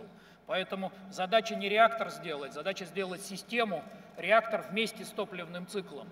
Вот эта работа идет сейчас, у нас уже прошли успешные испытания уран-плутониевого топлива, плотного топлива, значит, который позволяет обеспечивать вот то самое потенциальное замыкание топливного цикла. С коммерческой точки зрения мы исходим из того, что в ближайшие 15 лет – это время, когда в основном, конечно, коммерческим продуктом будут являться тепловые реакторы. Запас и потенциал этой технологии очень высок, тем более, что есть интересные перспективные разработки и по тепловым реакторам, которые на самом деле тоже позволяют использовать современное топливо и отрабатывать технологии замыкания топливного цикла. А вот где-то с горизонта 30-го года наступает время, когда активнее начнет включаться новое поколение реакторов. И мне кажется, так же, как и с возобновляемыми источниками, это тоже будет не конкуренция, а симбиоз, потому что наиболее правильно говорить о таких комплексных парках. Скажем, прогноз наш сейчас говорит о том, что, например, хорошее сочетание: один быстрый реактор, 4 тепловых реактора, и тогда отходы этих тепловых реакторов становятся топливом в замыкании цикла для быстрого реактора. Это хороший симбиоз с таким поэтапным и плавным переходом. Yes, thank you so much. I now go to Bruno Combi and start again with the Generation IV technology. There is a United States Hollywood film which is called Pandora's Promise that basically takes the same position as you and advocates General IV technology. And my question to you is, how do you nuclear environmentalists communicate and cooperate internationally? Thank you. Of course, communication is very important. I think there are two types of environmentalists. The old-fashioned type tends to be anti-technology, anti-nuclear, and is afraid of everything. If we listen to them too much, we're all doomed and we're all going to die. And they either don't propose any solutions or only solutions that do not work well. I think we have to be open-minded, and the new trend in environmentalists is open to progress, scientific innovation, is pro-nuclear, is not afraid to drive a car, and is constructing a future by being positive, having confidence, and thinking that science can also help to solve the problem. It's not only solve the problem, it's not just a problem, there are scientific solutions. So that is the trend we are developing. When I started EFN in 1996, I was alone with a few friends. Then we developed. We have a positive, optimistic attitude to our action. Now we have incorporated branches in the United States, in Canada, in the UK, in Poland, in different countries. And we're very open to improving our efficiency to communicate even more, because this is something that the entire world and the planet needs for the future. Pandora's Promise, of course, is very good news. It's a major film which contributes to get the message across to a wide audience. So after 20 years of hard grassroots work, I'm very happy to see that we are joined by so many people and who are relaying the message to a wider audience. This is very positive, and for the future we look forward to cooperating with all of you, because the question is not what other people can do for us, it's what we can do for the other people, what we can do to help the world, what we can do to build a better environment, to protect nature. So at EFN, I do my best. We all do our best, and you're all welcome to join us in this effort. Thank you very much. Thank you. I'll follow up with a question to you again. When we look at the industry, what can the nuclear industry do in order to get more support from the environmentalists? They are also big actors here. What would your recommendation to them? Yes, first of all, I think communication, once again, is very important, that you should not be afraid to go out to the public and to explain, to educate. That's what we do at EFN. There's a great gap and a misunderstanding for the moment where most people think radiation is a problem, when in fact it's a solution. Many people are afraid when it's what we have to do. And so you have to fill this gap and offer more information, better information. And one advice is do not speak just about the problems, like what happened at Chernobyl, what happens at Fukushima. Also speak about the good news, why it's successful, why it succeeds. By being more positive, you will get better results. So speak about the positive side of things. And of course, if we all get together in a common goal with a dedicated mind, I'm sure we can reach that rapidly. You see, with the history is changing all the time. Just 1 or 2 generations ago, many people didn't even have electricity at all. Now we have it, but things are changing again. We have electric cars coming up. That's going to be a big change. For this, we need more clean electricity, not less. We have the internet, which has developed. We have so many new things that still need to be done. And we have the poorest countries in the world that are developing. So for them also, we need to build a better world. And that includes clean nuclear power as an essential part of the solution. And of course, as several of our lecturers have already underlined, there's no opposition between renewables and nuclear. In fact, we need every zero carbon source we can get in order to start phasing out carbon energies which are warming up the planet. This is an urgent and important task, and I encourage all of you to do your best. When I started building my eco house just less than 10 years ago, my carbon balance was very bad. By working on your own house, then on your own transportation, then on your own lifestyle, what you tell to your neighbors, to your family, to your friends, you can speak around you. There's a lot of things that each of us can do. So if we all do our best, the future will be much better. Thank you. Indeed, I agree with that. I now have a question to Attila Sudi. What is your overall strategy for high-level nuclear waste in Hungary? For high-level waste, we developed a new program in line with the Waste Directive of the European Union. So at this moment, we collect the high-level waste at the plant, and we will set up a final repository inside the country.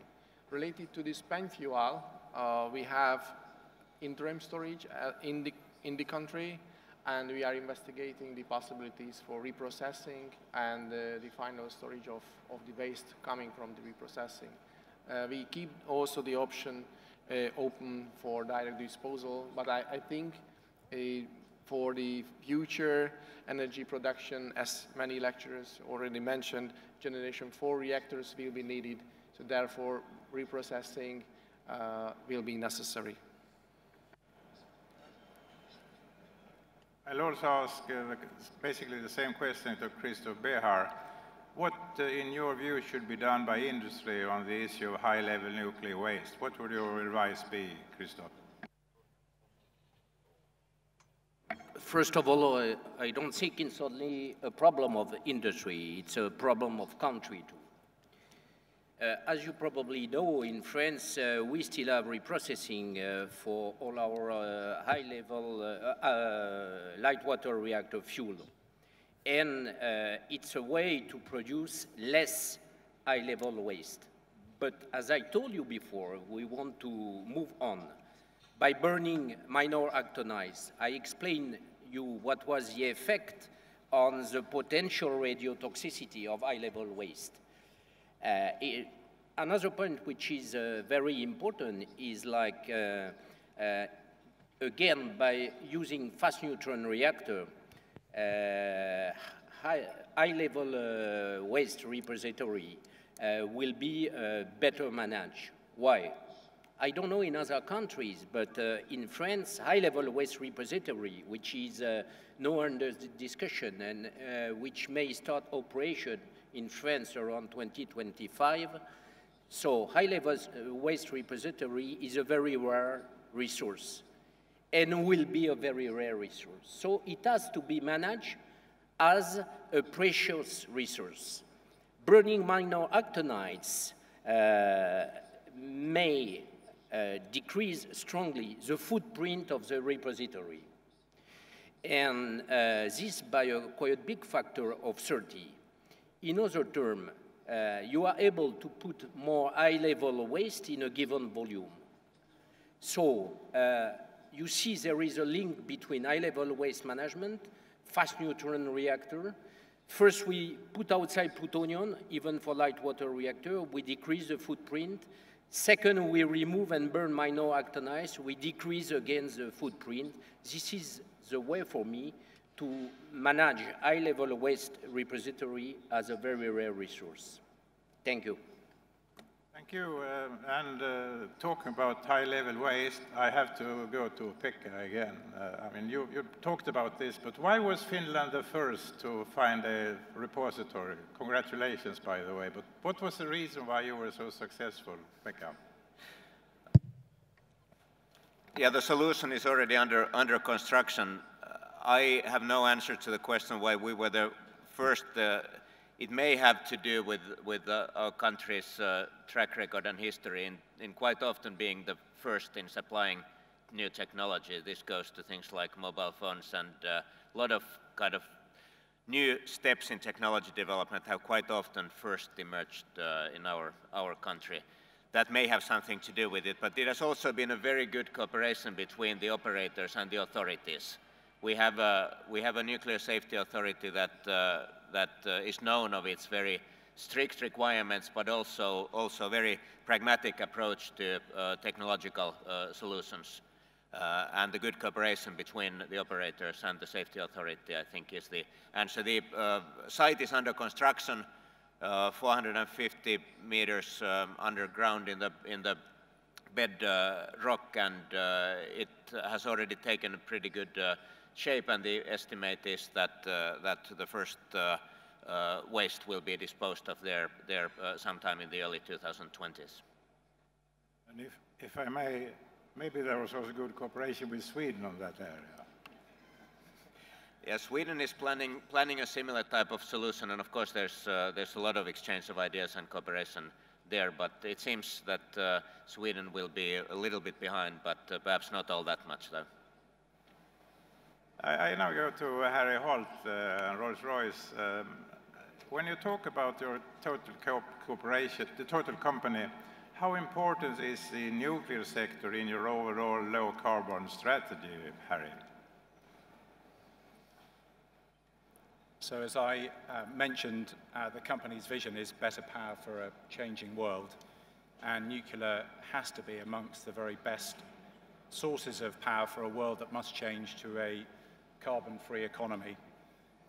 That's why there's such significant emphasis within my company on the nuclear sector, in particular helping the global new build, whether that's Gen 3 reactors or SMRs, with the provision of project work, safety critical I&C systems, emergency diesel generators, and indeed even critical components within the reactor island. So that's a very important area of focus, but let's not forget the other area of focus, which is actually around our services business, to ensure that the pretty substantial existing fleet of nuclear power plants is able to go on working for longer, more effectively and more efficiently, so that they're able to compete economically with some of the other, at the moment, cheaper sources of power, as we see oil and gas prices, continuing to be at record lows. So 2 areas of focus for us, new build, and also keeping the current fleet going more efficiently and effectively for longer. Thank you. let me follow up on this one. You talked in your speech about the impact of the IT and the digital revolution. How important do you think this revolution is for the nuclear industry, and what are its consequences? How big will the changes be? Well, as I said earlier, I think the changes will be substantial. I don't see why this industry is going to be exempt from the changes that big data is bringing to bear in other sectors. We've had lots of experience of harnessing data and exploiting advanced analytics to produce data services for our other customers in different sectors. The provision of engine health monitoring services for our aero and diesel engines, the ability to help customers manage the availability of their platforms and the operation of their fleet.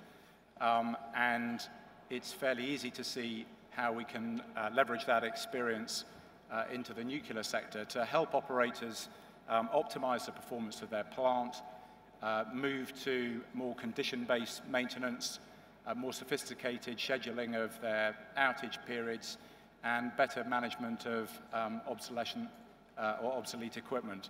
So I believe that it's a big revolution. It's coming probably already in parts of our sector already, and we need to embrace it, because it's only by embracing it that we'll be able to operate the current fleet of plants as economically and as efficiently as they need to be to compete with other sources of power. Thank you. I now have one final question, and that is to Sergei Kirienko also. It has to do with the Finnish plant Honeykivi in Pyhäjoki. There Rosatom is a supplier, but we've also decided to step in as a part owner. Do you consider this a special case, or do you think that this owner solution is a future way of risk sharing in large investment project with long payback time?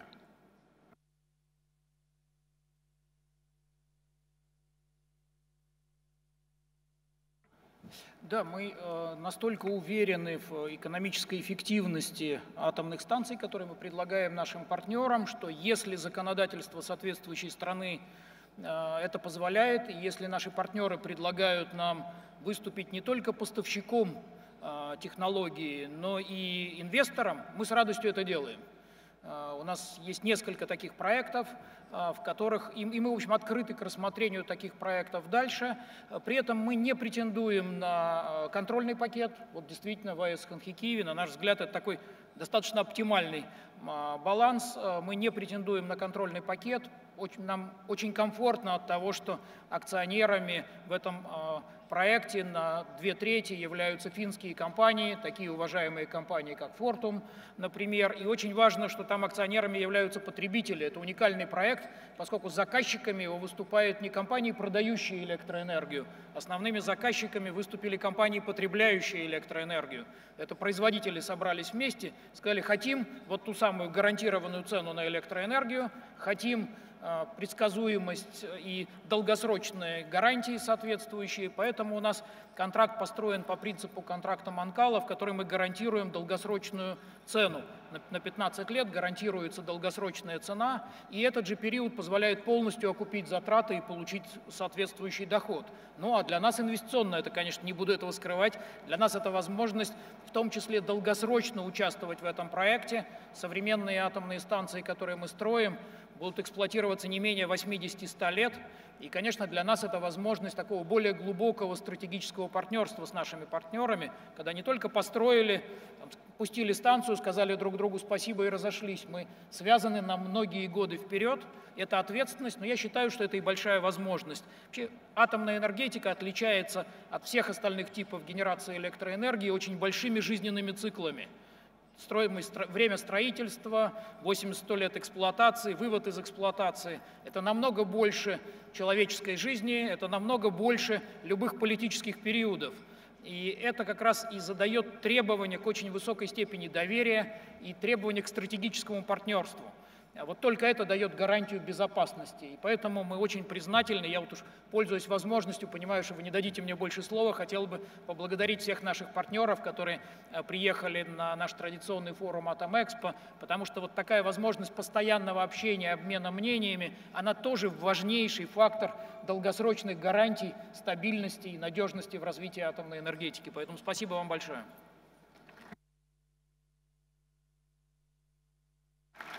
Thank you so much. And this then ends the question and answer period. And we should go over to a question to the audience here. And I need some advice from the organizers what actually to do here. I think there should be some instructions at the screen.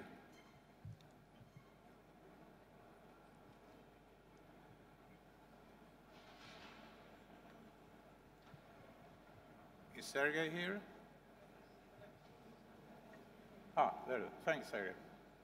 Could you please take care of these practical things? Спасибо. Thanks a lot. So you have these voting machines, and now there will be 2 questions proposed to vote for you. You may choose one of the answers you like, but please push the buttons just when the countdown is on, not before the question is announced. Otherwise, your vote will be not calculated. So we may start. Please give us the first question. Коллеги, просьба голосовать, когда идет обратный отсчет, а не когда вы увидите на экране формулировку вопроса. Сейчас вам будет предложено 2 вопроса проголосовать. Итак, вот это первый вопрос. Lars, would you like me to... Yeah, okay. So in your opinion, a low carbon balance is an energy mix in which nuclear and renewable energy sources, including hydro, are more than 50%, more than 70%, and more than 90%. По вашему мнению, низкоуглеродный баланс в энергетической корзине – это когда ядерная и возобновляемая энергии, включая гидроэнергетику, это больше, имеют долю больше, чем 50%, больше, чем 70% или больше, чем 90%. Машины для голосования у всех, я надеюсь, есть. Если нет, девушки готовы вам раздать. Готовы голосовать, да? Пожалуйста, пошел обратный отсчет. Все, идет 15 секунд обратного отсчета. Пожалуйста, голосуйте.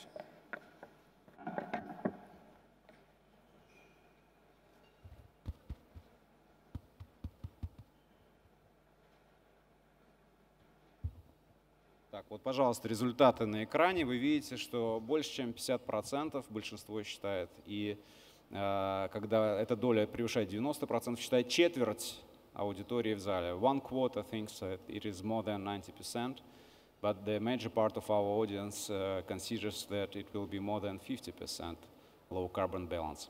И второй вопрос, пожалуйста. And the second question. How close is technological tomorrow in the form of the European energy mix, primarily based on the sources of energy without hydrocarbon fuels? Насколько близко технологическое завтра в виде европейского энергобаланса, преимущественно основанного на источниках энергии без углеводородного топлива? And the number of answers. Please, you may choose 15 years, 30 years, 50, 70. Готовы тоже голосовать? Пожалуйста, обратный отсчет. Now, please vote. Пожалуйста, голосуйте.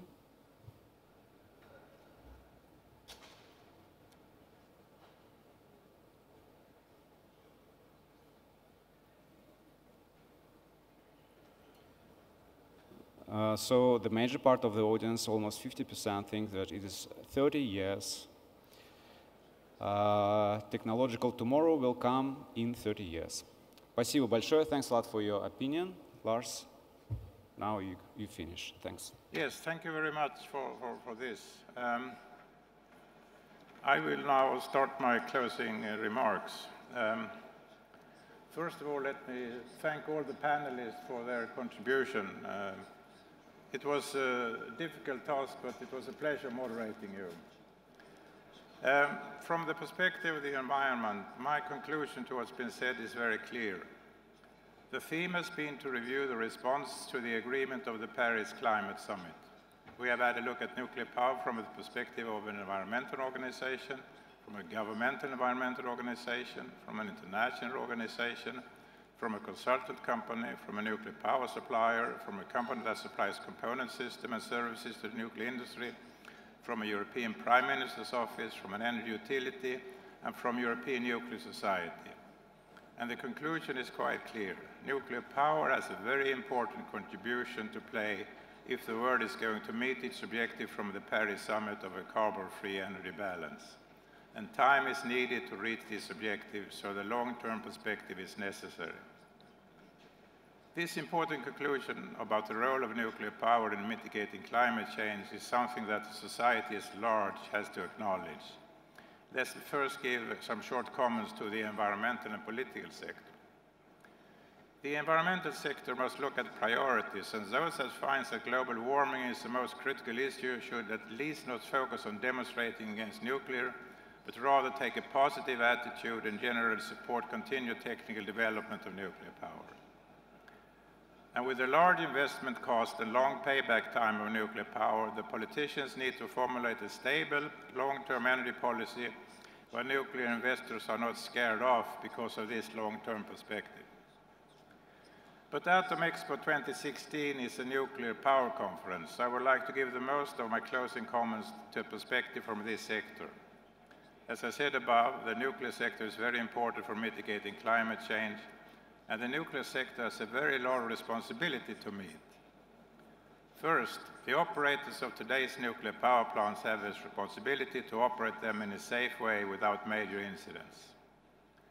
Secondly, the suppliers of nuclear power plants and components to nuclear power plants should take an evolutionary perspective and continue to develop their product, taking the operating experience into account, also thinking about the objective of reducing costs for production and construction. Thirdly, the academic world should take a revolutionary perspective, follow the ongoing Generation 4 operating experiences, and, naturally with close contacts with the industry, take research initiatives in that development so that the nuclear fuel basis can be extended to uranium-238 and thorium, thus creating a truly sustainable nuclear energy concept. Fourthly, industry together has to find a practical and credible way to take care about the high-level nuclear waste. And fifthly, the regulators in different countries have to work more closely together, assisted by international organizations, or maybe driven by international organizations, to develop more harmonized and standardized equipment.